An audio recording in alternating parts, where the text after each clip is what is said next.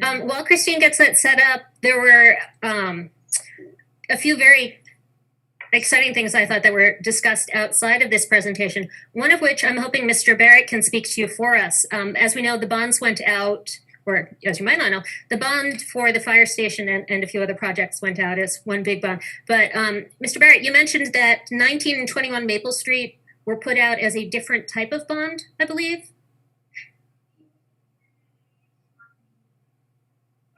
Hi, Madam Chair. Excuse me. Good evening, everybody. Sure, it's been a very interesting week.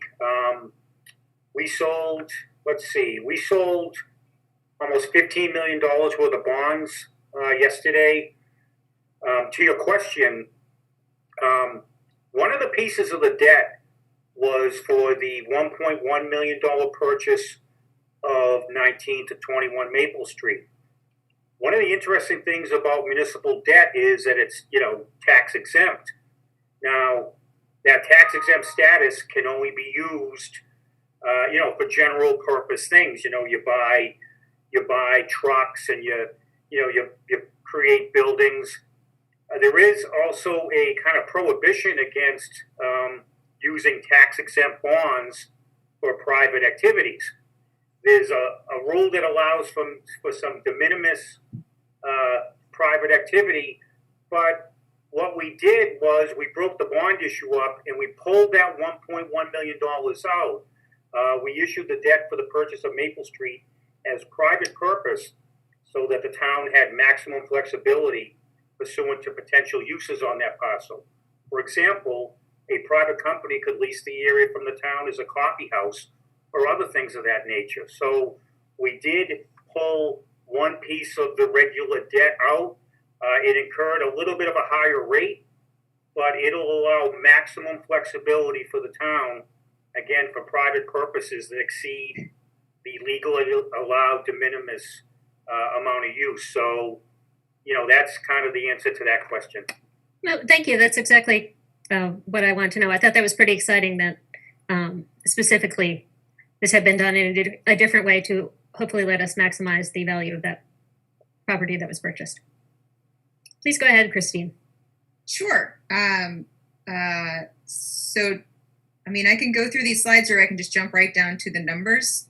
Does anybody care about the rest of the presentation? Okay, we'll get that on the budget day anyway. There's one other item while Christine is scrolling that I thought was very exciting that's in this presentation. Over the summer, I think he said that DPW did an auction of unused, no longer needed equipment that they had and was able to raise more than $75,000 out of it. So that was a nice little source of revenue that was found. And Mr. Mangiarotti said that they are looking to continue doing that sort of thing as things age out for our use, but are still usable by other people in the future.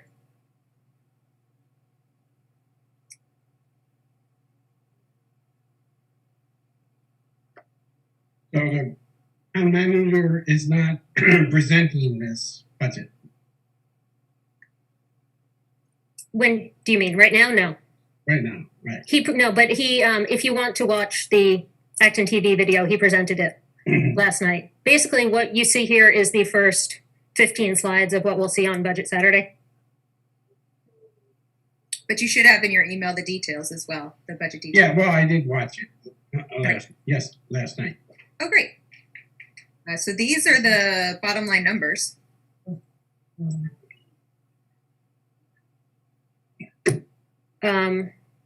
Now, based on this, there is, with the ALG spreadsheet, the very informally updated ALG spreadsheet, there is still a 200 and I can't see it right now on my screen, but a $245,000-ish shortfall. That's with the, again, these are just informally me having updated the spreadsheets. With the version 2 of the school numbers and with this high level numbers, there's still that shortfall in addition to an expected use of $1.15 million of reserves. And top line. Sorry, I was just wondering what that was. So when I looked through budget book, I thought that it was down to a $740,000 use. That wouldn't be in the budget book. This is the ALG spreadsheet. Sure. Okay, so that would be between town and school. Got it. Okay. So yeah, so the total number is that my understanding from this presentation and what you just said is that if you look at the capital line specifically on here, that is identified use of free cash. And then there's math it. Take 1.15 minus this and add the difference to the shortfall. Okay.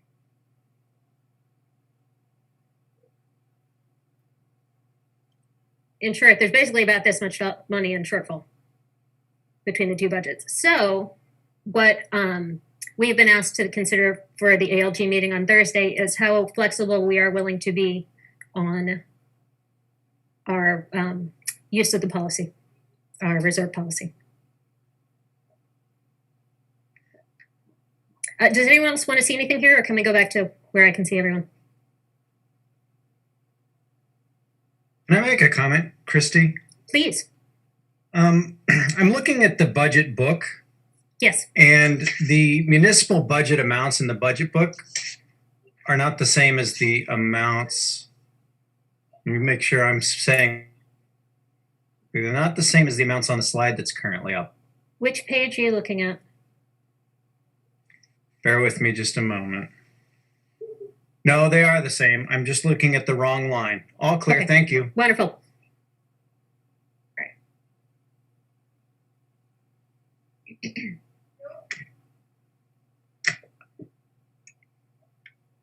All right. Conversation. What do you think? Well, can we ask Steve Barron if he actually has an ALG spreadsheet yet? Hi there. So, It's Tuesday. yeah, I know. Well, in all honesty, the chair, we had told her we'd try to get her something. And, it's quite interesting to me because on Thursday, you're going to see changes. We've reconciled the FY21 column to the tax recap. We have a Minuteman preliminary assessment change. We have town and regional school district budget changes, and we have outer year budget changes. So that's why we weren't able to get anything out by tonight. There's just a lot of fine tuning. But I would say this to Christie's point. The deficit on February 11th was about $961,000. If you look at the stuff that's been already released, the regional school district had another $183,000 change or drop in their budget. And last evening, to square up John Mangiaratti's budget, it looks to be about a $459,000 change. So if you take the 961 deficit, reduce that by the 183 that the region lowered their assessment by, and the 459,000 from last night, that's a little over 318,000. We still have a couple other changes we're pushing through to square up the tax levy for new growth. I don't think they're going to be material, but we're double checking and triple checking that. But if you took the prior deficit plus those two changes, again, you're at a little bit over a $300,000 deficit. And I don't want to have a spoiler alert, but the outer years have also been worked on substantially by the entities. So again, I apologize for not having the ALG plan ready to go, but again, I think you're going to see a very different March 4th ALG plan than the February 11th plan.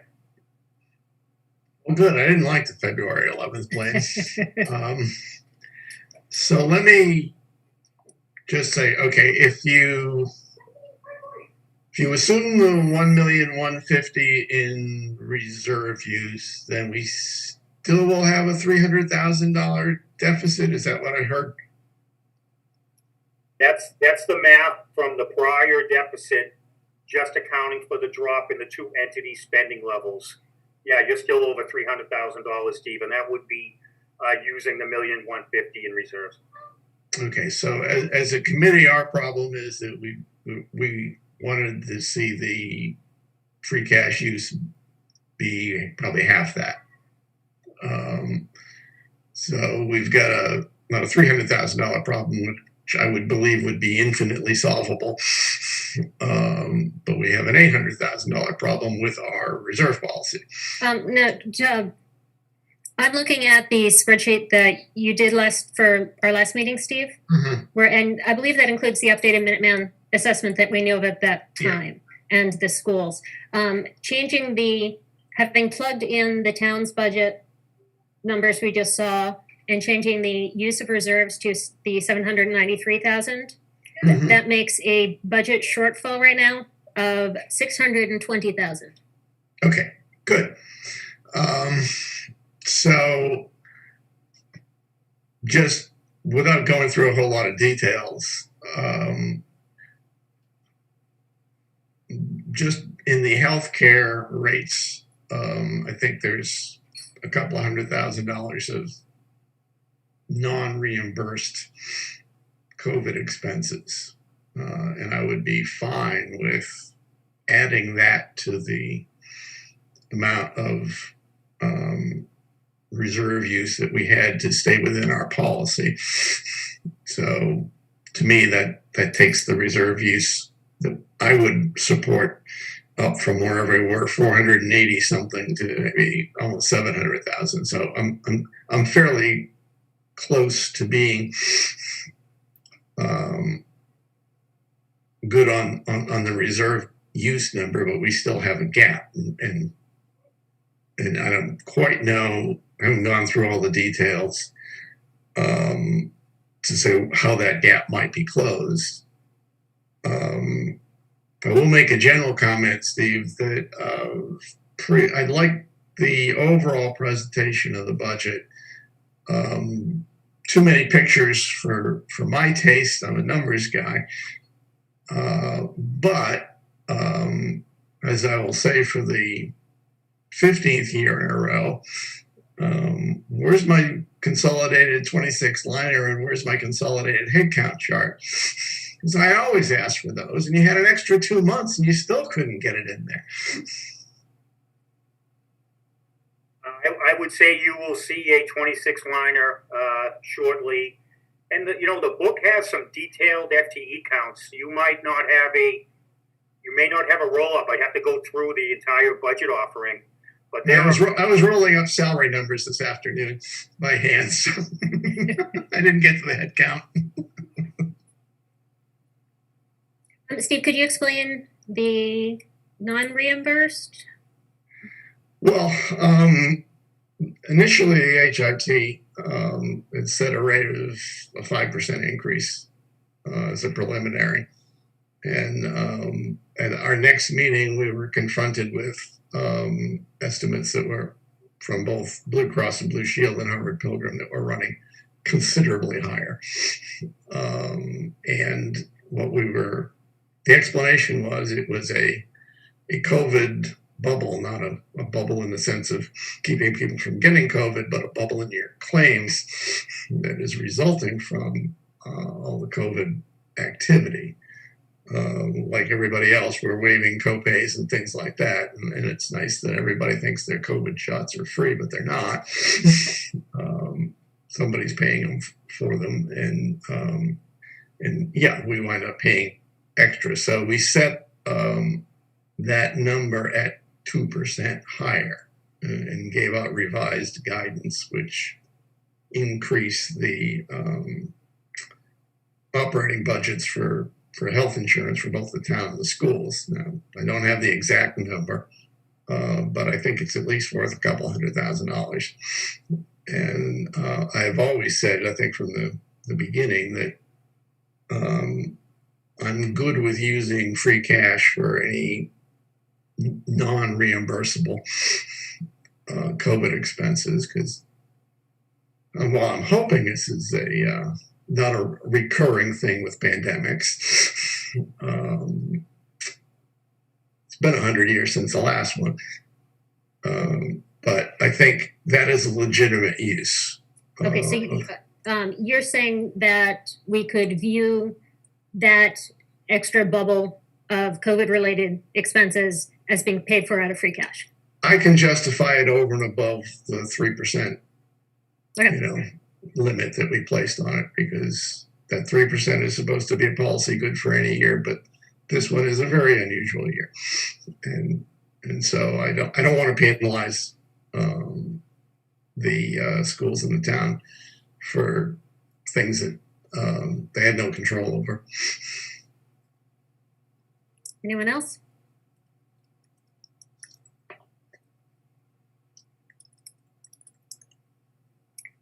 Christy? Thank you. Yes. Yeah, I would also say that, our free cash reserve policy that we set a few meetings ago is really just a recommendation, and I don't see any reason to strictly enforce it, especially on the low side, especially with the understanding that it sounds like for our debts, we've pretty much booked everything that needs to be booked, and therefore our credit rating or ability to book those debts at low cost is not going to be affected by that free cash, I believe. Is that correct? Without having seen details of the capital plan, that is unfortunately has not come out, or had not specifically come out the last time I looked. It's hard to speak to that. I don't think there are any plans for any large bonds being floated, but there is borrowing even just in the current budget. Specifically, I know the Kelly's Corner street lamps, the proposal is to borrow $500,000 of that. Does that make sense? Okay. Does that answer you? Yeah, it does. I mean, really, the concern would be whether it adversely affects us by dipping below our 3% recommendation, but I think it probably does not. Christine? I'm perfectly comfortable covering the gap between our recommendation and what we need to borrow, minus the 200,000 that Steve outlined and detailed. From stabilization fund, it's all for capital according to the budget, and I would rather pull it from there and keep our free cash free for emergencies, and because that's our policy. Roland? Well, you just mentioned it, $500,000 for street lamps. Kelly's Corner seems to me to be quite a bit excessive. I have specifically asked for them to come talk to us about that. I spoke with the town manager on this topic a little yesterday, and the reason that the number of light poles are in there, pedestrian lights are in there right now, is because this was the idea that was presented to the public when they voted on it, was that we would have appropriately pedestrian lit sidewalks through this whole project. So that, based on what guidelines are for appropriate lighting, that is what this number has worked out to. If people want that number to decrease, they would talk to the Board of Selectmen, is my understanding of the process. So this is not a finalized thing. We can ask the Board of Selectmen to consider changing the design so that would be cheaper. The light posts work out to $11,000 each. So you can make a pretty big dent pretty quickly by removing some of them. I think with that whole project of not moving all the utilities underground, at that point, it was going to cost an additional $1 million or $1.5 million. When you look at the whole project, we're putting in how many light poles for $500,000. It kind of doesn't make any sense when you look at the big scheme of things, where you could have put all those utilities underground, and it'd be a heck of a lot better for infrastructure overall. That it wasn't in some ways very well thought out in that part of the planning. I don't know if I asked this of Mr. Benson earlier today when I started his report yesterday from the Board of Selectmen on the $1.6 million that was in the bonding, Mr. Barrett, for fire apparatus. Can you give a little clarity on that? Because that was kind of vague as to what the fire apparatus was or is. Sure, Roland. I believe there's a fire engine and a fire pumper in there. There's two pieces of apparatus. They generally go for about $700 or $750 each. I don't have that exact piece of detail on me because I'm not at my office, but it's two pieces. And again, that was part of the Series A bonds, and 1.14 million was for fire apparatus. So, in general, those pieces of equipment are in the $600,000-$700,000 range, and there are two pieces in there. I believe a pumper and a ladder truck, but I can get that detail to you, Roland. I just hope in the future that when they go to buy fire apparatus, that they do look at a company in Maine called How and How. Tells the fire chief they use a commercial chassis. They're four-wheel drive. They use them at airports for crash vehicles. For municipalities use it for fire trucks. That's what they are. They're specifically built for that. And they're $250,000. Well, if we're buying one at $750,000, we can buy three of them. Put them at each one at the new fire station and one at two of the other ones. And it seems like it might be a better use of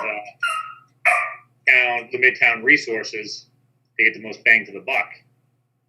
And I understand that the fire engines are purposely built and they're built to your specifications, but we don't have to have, it doesn't say that we have to have every single one like that. And it may be a good idea for us to look at these other alternatives where they're just right in our backyard in Maine instead of halfway across the country.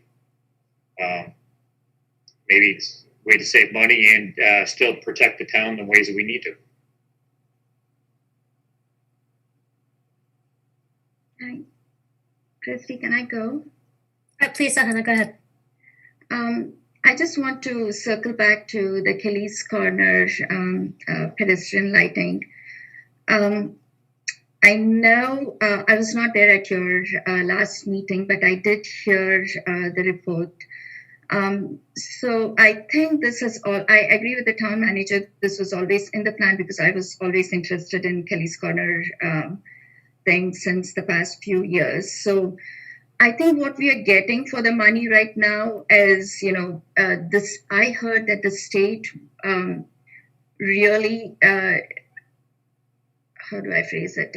They actually don't have this kind of a request happen that's come before them before.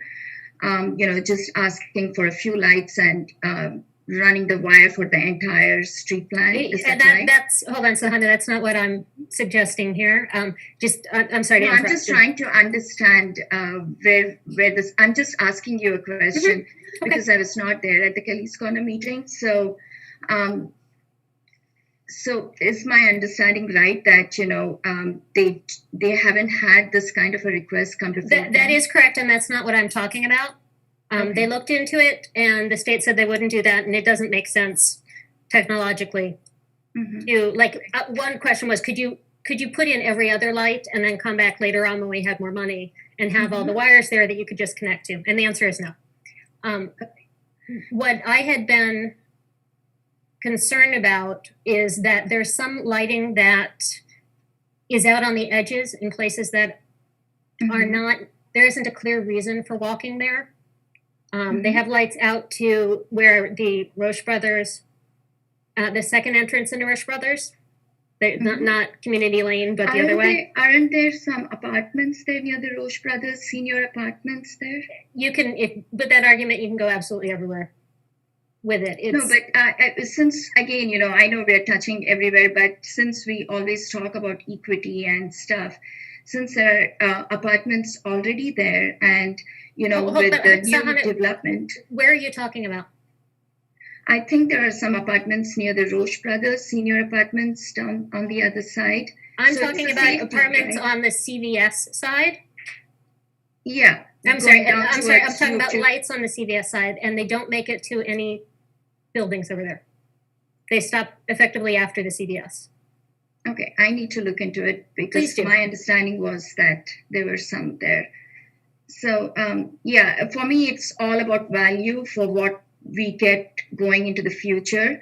And since the state is already paying for the construction, the wiring, the construction, police details, all of the other stuff that we have been hearing, I think this is a small investment from the town part. And also we have that extra, I think around 480,000 left over from the previous design, which the town got awarded. I think was that last year? Yeah, 2 years ago. So I think including that, this is a very small amount of $100,000 to revitalize that entire area, and it's going to serve the town for many years. Okay, so Hannah, I am not proposing not putting in any lights.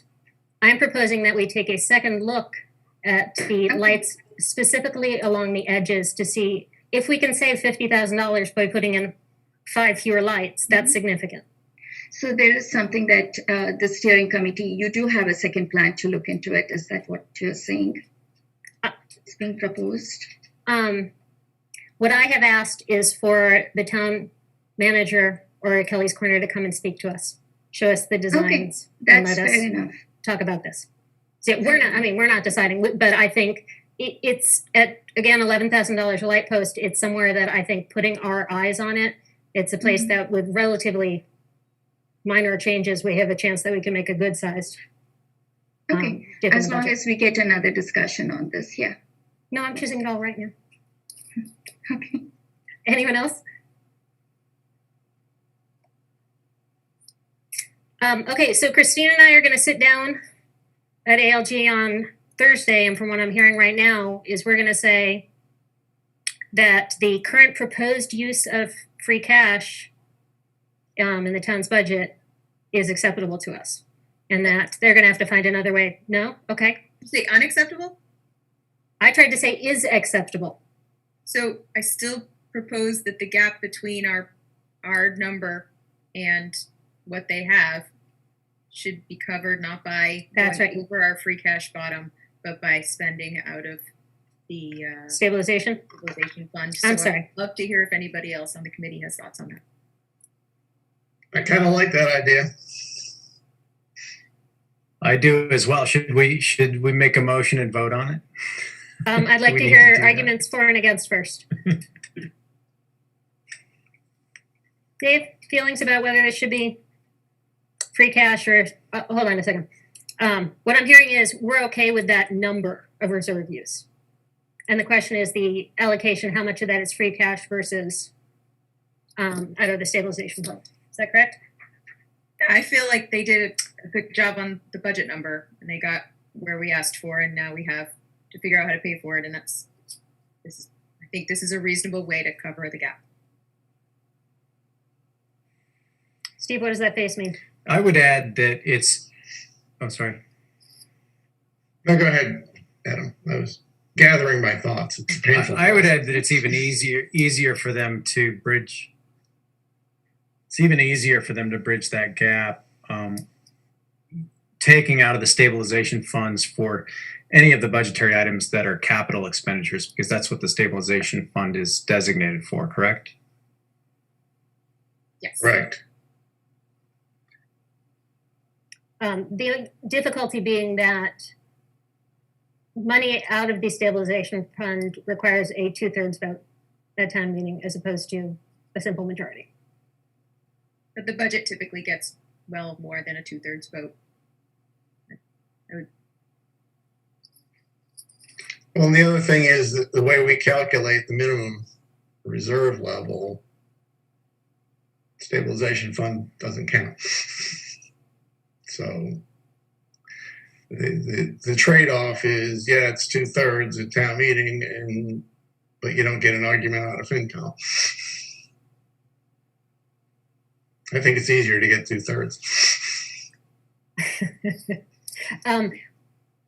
One thing to consider, I'm not sure how I think it affects things, but the town manager explicitly calls out the plan they have going forward on our recommendation of only using reserves for capital items. Which this does. Yes.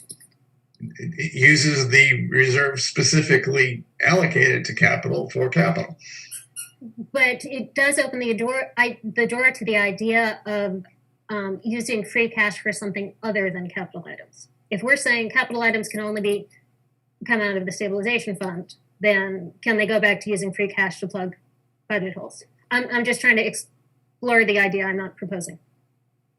Certainly not. I mean, if free cash is free cash, if somebody has a reason to use it, they're going to use it that way. It's, by our calculations, it's within $500,000 of our floor anyway, so there's not a whole lot more you can do. Could it be added to some land purchase or some other thing? I noticed we're going to have to put up $250,000 on the dam project to, because the state requires a match. There's all sorts of things that you may wind up having people propose the use of free cash for. So I wouldn't be overly concerned about using it to play. I'm taking the town manager at what I believe is his meaning, which is we shouldn't be doing, plugging budget holes out of free cash. And then I'll be more specific. We shouldn't be plugging operating budget holes out of free cash. I believe that's exactly what he means. I just want to make sure we're not contradicting ourselves. That to me is he's been pretty consistent right along on that. So I'm not overly concerned about that. Us using proposing the use of the stabilization fund for capital is opening the door for using free cash for operating budget holes. Okay, so my understanding as we stand right now is that we would like to hold to the 400 whatever thousand is to maintain our free cash floor and have the amount of free cash proposed in the current budget come from stabilization fund, and budgetary changes are going to have to close the rest of the gap. Is that correct? So I see it at the moment. Be nice to see an ALG plan.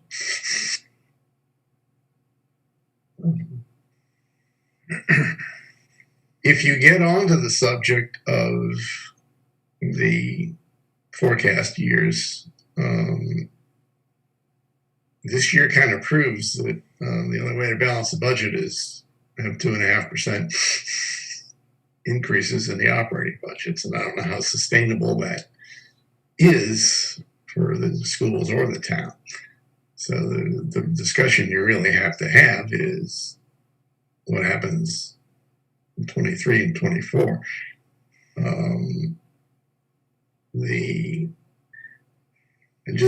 I did some back of the envelope calculations this afternoon because I didn't have my 26 liner. But I kind of went back to FY17 and looked at salary lines for both the schools and the towns. And if I compared the years from fiscal 17 to fiscal 22 budget, then the salary amounts have been increasing by over 4% a year.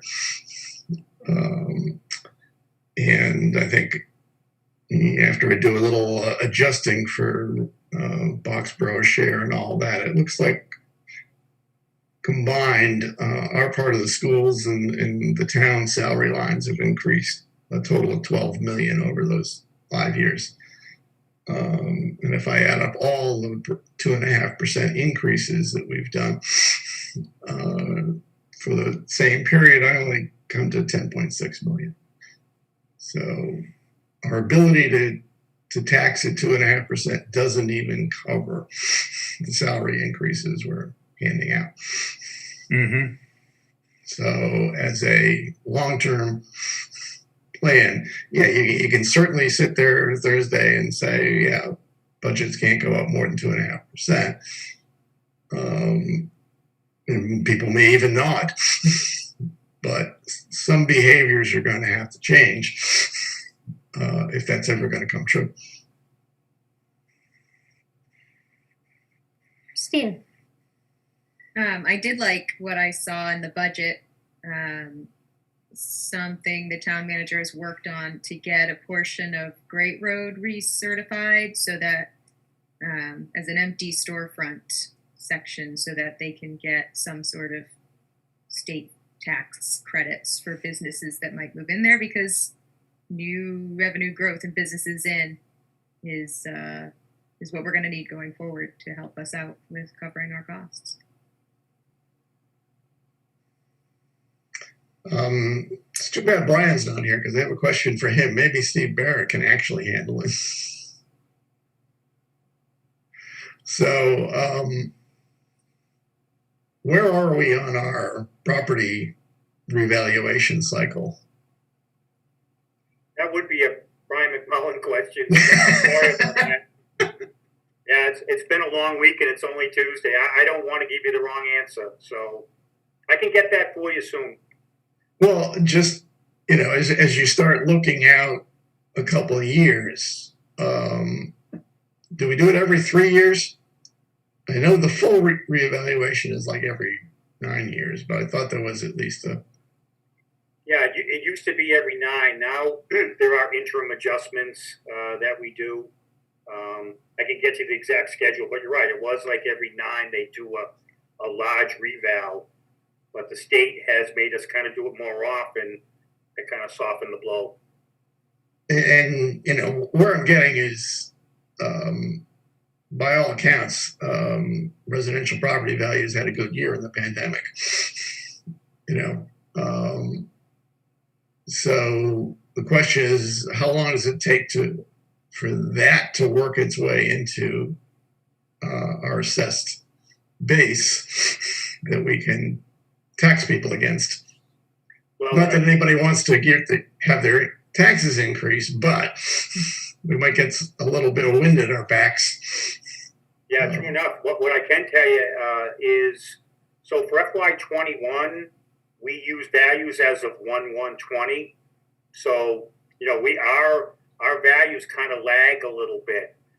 And I think internally, I think you're absolutely right. The residential market has been extremely strong. I think we're looking at, you know, residential growth, you know, in the 3% or higher range moving forward. But that's about what I can give you right now. Okay. Well, if you see Brian, ask him that question because it might be handy information to have at ALG because it does pretend to at least say we may get some revenue growth coming in the next few years that we haven't been seeing quite as regularly. That for you folks out there, the reason why when you look at your tax bill and you know you didn't do anything to improve your property, but the bill still went up more than you thought, that's the reason. That was mine last year, where the total tax increase was over 10%. And I know it happened to my neighbors too, because the whole neighborhood got reevaluated last year, and I didn't do anything in my house. I didn't add an addition. I didn't, you know, whatever. I didn't put solar or what have you. I guess this is a Steve Barrett question. And I don't know if you can answer it or it's more of a Brian. But when they start doing construction, like they have done across from Discovery Museum, and they have the shell of those condos built basically on the left building, and the right building, last time I drove by, was pretty close to being complete. Do they start getting additional tax revenue on that once those go up? Or are they still taxed at what the property was until each of the condos get sold and then the taxes kick in on it? In other words, so they've improved the property by X number of dollars, are they getting taxed right away on that? Yeah, that would be called our new growth. They're basically construction in progress bills. So yeah, we don't wait until, you know, a 2 or 3 year project or whatever happens. We give them a bill along the way, kind of like percentage of completion. And if you looked at FY21, and so this is a little bit of a spoiler alert, but I think we had 700,000 in the ALG plan for new growth, and I think that came in at 789 or 790. So yeah, we will tax incremental, construction adjustments. And just a quick shout out to the committee. As the committee knows, we're required by state law to tax on value. We have no other choice. So, being part of the town and being in the town with excellent property values, we're doing it the only way we can. But to your question, Roland, yes, we routinely every year pick up kind of construction in place for the CFOs on the committee, and that's taxed and recognized as new growth. So what you're saying is, what the real estate market giveth, the tax collector taketh.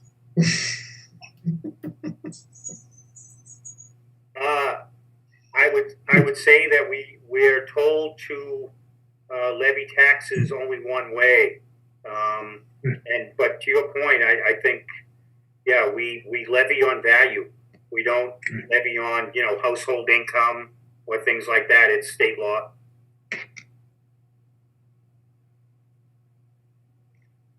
But unfortunately, it doesn't work when it goes the other way, Mike. No. Your property value may fall, but your tax bill does not. That's right. That's right.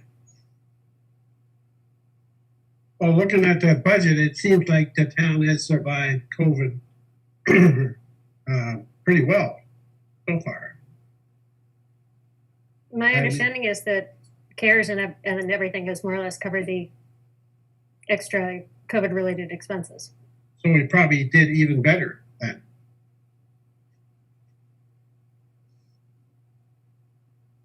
Yeah, their taxes still go up. I think Jason will be happy to see the lack of Ace of Harlan related expenses in that budget. How about the bathroom in town hall? That was last year's budget. Steve, did you guys, Okay. did you guys actually work on the bathroom in town hall? Did that actually happen? Is it happening? I believe it's done. Mr. Barrett? I don't get upstairs too much anymore, but I was actually upstairs yesterday, and it is done, I believe. Yep. We use it every now and then to Get keep it. back into the building. To use it. Use it. All right, Christine, do you think we're ready for tomorrow, Thursday? I feel like we know what we're going to say. I don't know how much we want to get into it now, but now that we have the budget book, I know Jason had mentioned, and Adam reminded me of the idea of dividing it up by department or some other thing, so we can do more of a deep dive before budget Saturday, for lack of a better phrase. So if you can think about a good way to do it, I would also be inclined to have us look fairly deeply into the capital projects that are on there. Maybe we want to set a certain size, but the more of these things we learn about, the more I want to be comfortable that we understand where the expenses are.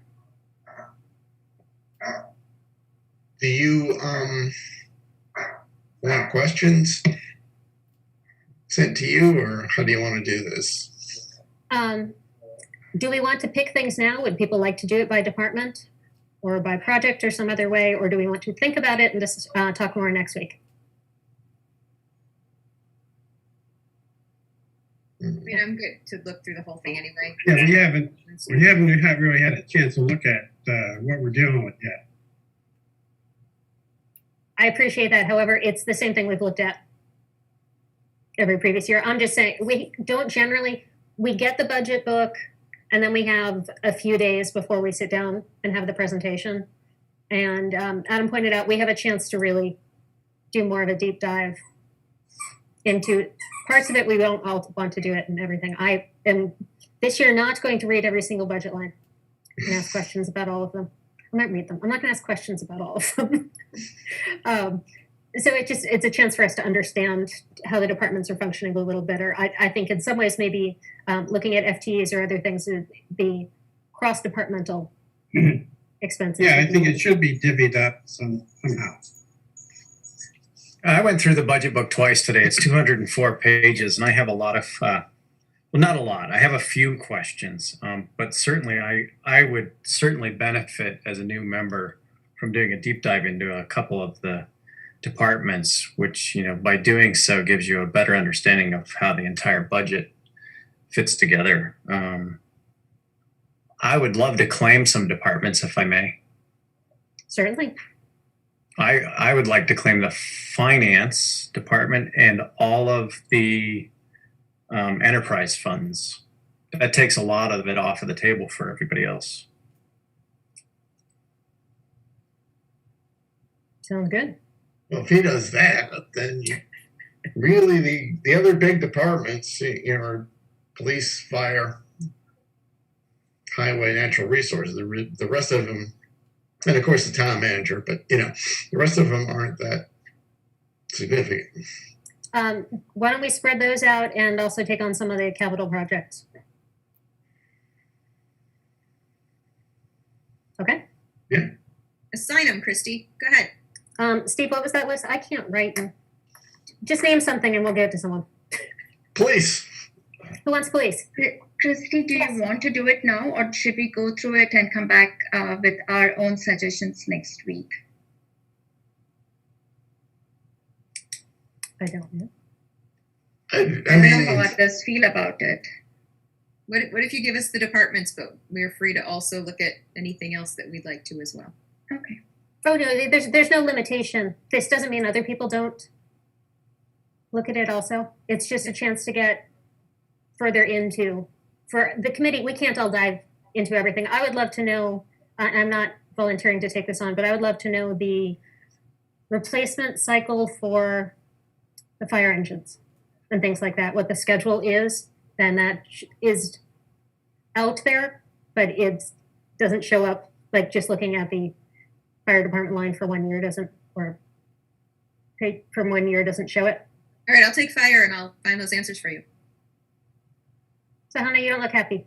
Am I not understanding something? I don't know what I'm going to do. That's the Oh, reason okay. I'm just a little worried.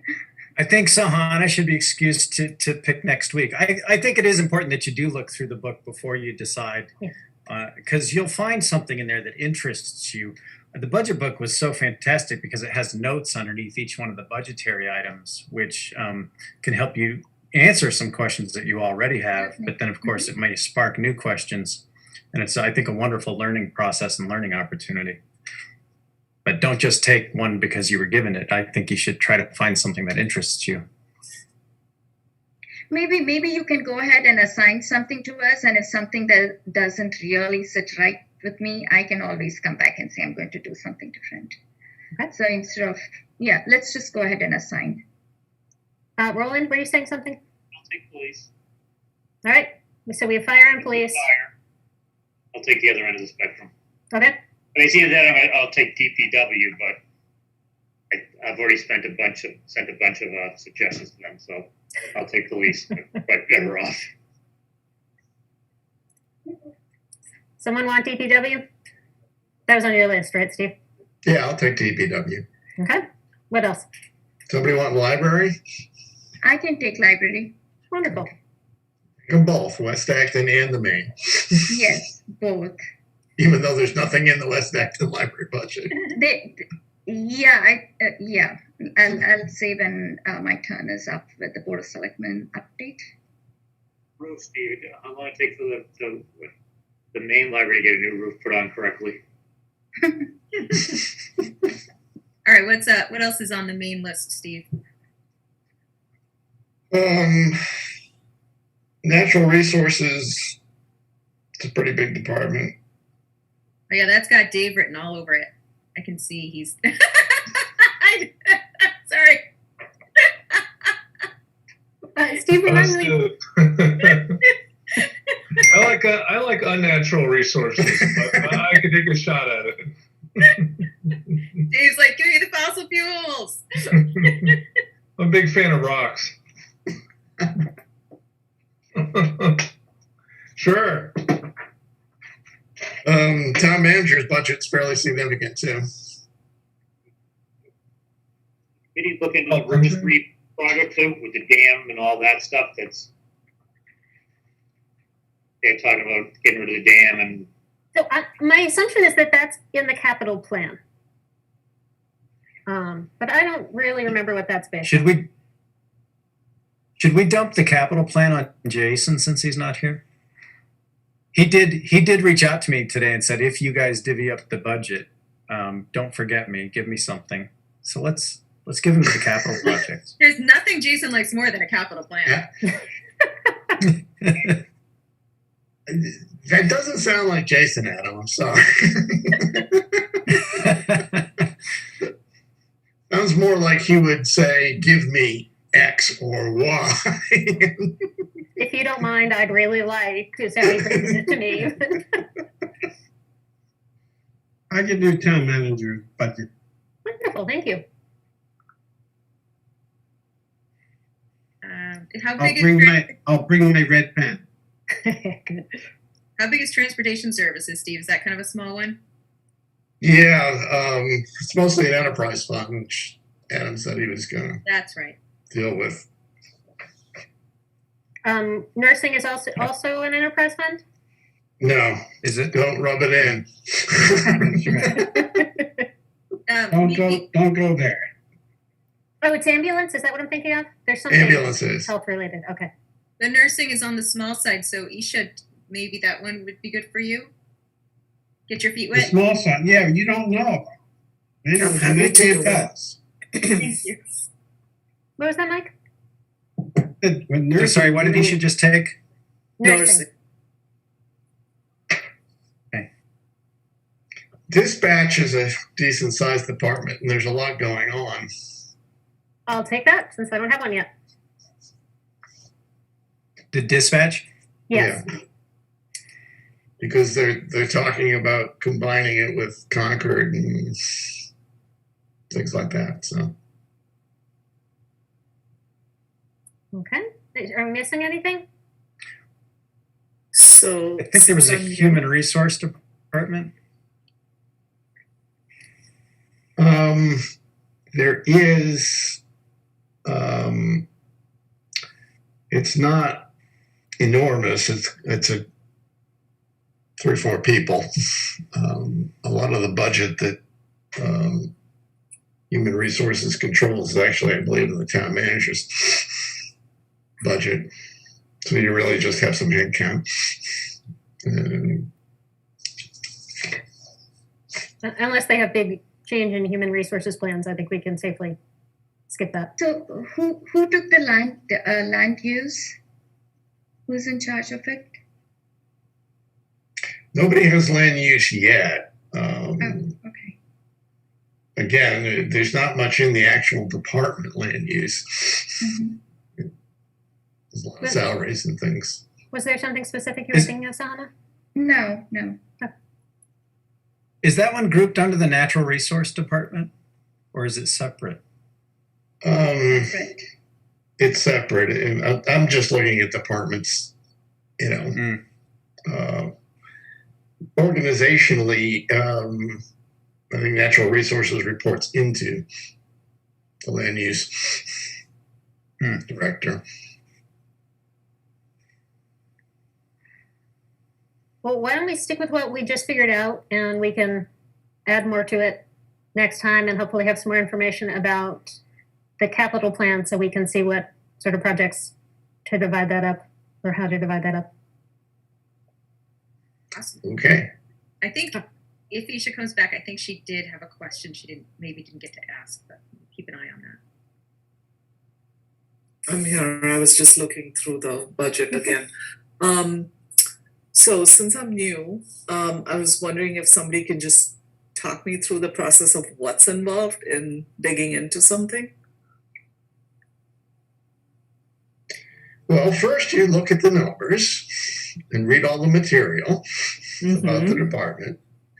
And then you formulate some questions. And Usually the process is that your questions would then get forwarded to the chair. And Christy can then Okay. send them on to the appropriate person. It's usually the way it works is our questions are funneled through the chair to either the chair of the Board of Selectmen, or the school committee, or town Great. manager, That's superintendent. all I But wanted to know. we Thank you. don't go one-on-one with everybody in town Okay, until later. that's very helpful. Thank you, Steve. Okay. I'm feeling pretty ready for Thursday. Are you, Christine? Yep. One thing I'm unclear about, and maybe Christine can clarify this. Normally, we would not need to decide. I'm sorry. Our town budget was much more lined up with the school district budget normally, and it's not this year. So by March of last year, we had reached a consensus on the entire budget. Within ALG was more or less done to that effect. We are now looking at the schools taking their final vote, I believe, on the budget on March 18th.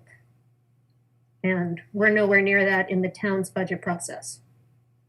So I don't have a good feeling for whether there's an expectation in ALG that we will agree to everything by that final school vote, or if we're going to be in a situation where we all have to reach consensus somehow on the school's part of the budget, but not the town's part.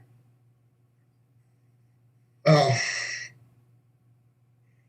I'll try and answer based on years of participation and observation. You can agree on an ALG plan without agreeing on every line item in the budget. Meaning, you and Christine can agree to a consensus plan without necessarily accepting everything in it. You still have to come back for us to ratify your agreement on a consensus, which I don't think any committee has ever not ratified. The representatives vote on consensus, but we're all free to still question, vote against, attempt to amend any budget item we're not happy with. But we do have to reach consensus as a group with the school committee or with the other ALG members on what the overall plan is. And that needs to happen before the school does their final budget vote. It would be helpful because it's very difficult. It's very difficult for them to change anything after that. Yes, I think we'd be agreeing at that point that any change would have to come from the town side. Yeah, which is kind of hard to do if it's significant. This is something for us to keep in mind. This is because we've moved town meeting to June, which has happened for good reasons. I've heard expressed some ideas that people like that format of the town meeting a lot better. And I think there might be a hope that that format brings more people out, but it does put us in this position where we are beholden to Foxborough's town meeting timeline, whereas they used to be to ours, but their budget is so much smaller. It wasn't quite the same issue, and there wasn't as much of a gap between the timing. Are you saying that people like the timing of the meeting? I think they got like the outdoors meeting.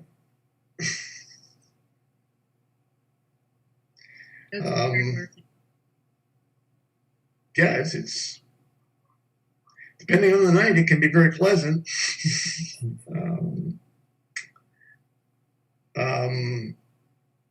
Timing wise, help me out, Steve. Is the date fixed in the town charter? Yeah, it is, but everything got moved back. So I think Budget Saturday is now Budget Tuesday. And I just been going forward. If we decide we like June and we like to meet outdoors for town meeting, we have to change the town charter, which is not trivial. Yeah, I think absent, the pandemic, and the state, I think allowing us to do some things, you might have to go that route. At a minimum, I think we would want to then request that the town budget come out a lot sooner. How hard would it be to change a town charter? I think it's a 2/3 vote. Is it just a 2/3 vote, or does it have to go to the state as well? Oh. Stephen, It is- would you know that answer? I don't. I've never seen a change to the town charter, so I don't think it's that easy to do. Well, this is just conjecture, so we don't need to worry about it yet. And the other concern I would have is that if we undertake to change the town charter for that one simple thing, then I don't know, maybe a half dozen other people in town will come up with other changes to the town charter that we probably should be making also, and we wind up in a long-running discussion. I think that's it from my end relative to this. If anyone would like to add anything, let me know. Otherwise, we'll move on to committee business. Okay, first of all, we have minutes. Thank you very much, Mr. Barrett. Now, there is one correction that I got. Sahana, could you please tell Steve Barrett about it?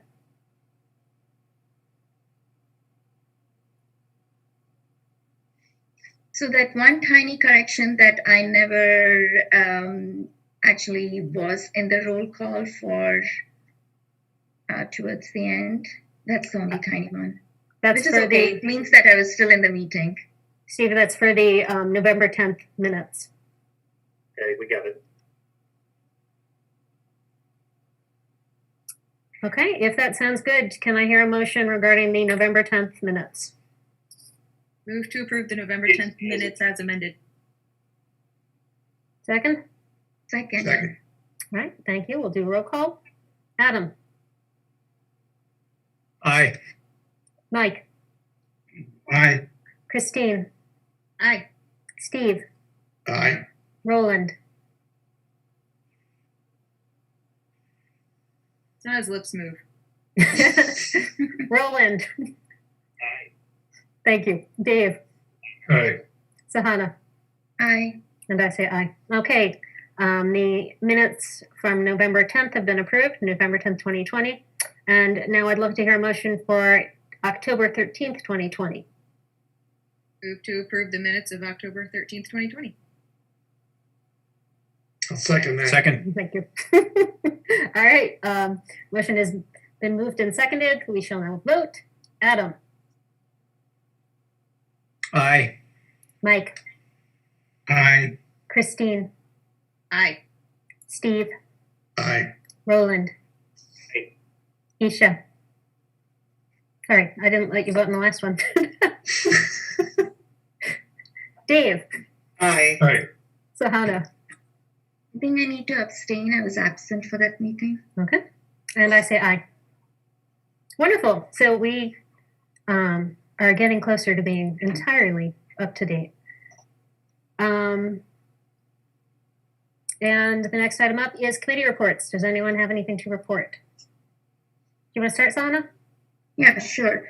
It's going to be very quick since we already discussed the budgets as well as you got an update from the bonds by Steve Barrett. So the couple of things that were discussed, the town manager is issuing 3 RFPs for 3 of the parcels, 4 Piper Lane, 26 Carlisle Road, and 3 School Street.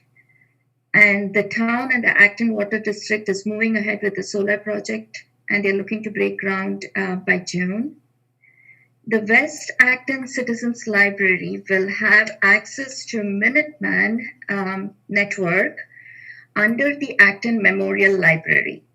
So by itself, the West Acton Library would have to pay around 26K per year, and every year going forward would be 11K. But I think if they go under the umbrella of Acton Memorial Library, so the first year it's going to be 16K, and after that it'll be $2,500 per year. So that is a great thing. They'll have access to all of the Minuteman network. That's about it. Well, that's disappointing. When I lived in West Acton, it was the one way to get new books you couldn't get from any of the libraries because it wasn't in the network. So it's only people who knew to walk over there who would take them out. Does this mean West Acton Library is going to roll into the main library? Yes, I think so. I think it comes under the umbrella of the main library. So people there can have access to, books under the Minuteman network. Yeah. Just like the main library. Yeah. Thank you. Anyone else? If Jeff were still here, he'd be asking for the KPIs on the Citizens Library. It was his favorite topic. Maybe he can still ask us. He is welcome to. I don't have anything. Anyone else? Okay. We will meet again next Tuesday. Have an update on the ALG meeting. Thursday night is the school's budget Saturday in the evening, so if anyone has a chance. I believe the budget binder has been published to the web. I haven't had a chance to read it yet. So no one spoiled for me. I think that's it for tonight. Do we have a motion, Isha? I motion that we adjourn the meeting. Second. Wonderful. All right. Adam, Aye. Mike, Aye. Christine, Aye. Steve, Aye. Roland, I Isha, Aye. Dave, Aye. Sahana, Aye. and I say aye. Good night, everyone.